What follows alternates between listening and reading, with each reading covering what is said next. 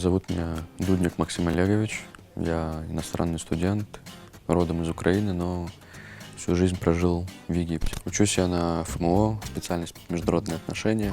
Я знаю русский язык, наполовину украинский язык, арабский язык, египетский диалект, английский, могу сказать, свободный, и испанский. Группа у нас, не сказал бы, что большая, 27 человек. У нас много иностранных студентов из России, из Китая, из Таджикистана, Азербайджана, из Туркменистана, тоже много ребят. Ну и я из Украины.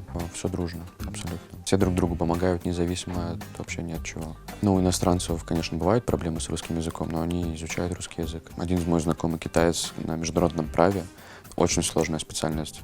Тем не менее, очень хорошо говорит на русском языке. Иностранцы должны больше общаться с коренным населением той страны, где они пребывают, потому что им это поможет изучать язык. У меня была очень-очень забавная комната. Мозамбик, Китай, Эквадор, Туркмен и я. У нас было по расписанию, кто когда дежурит и кто где убирает и так далее. Все было очень дружелюбно. Мы изучаем по 2 языка. У нас один основной и второй дополнительный язык идет. Предмет — конфликтология. Роза Маратовна. Любовь просто.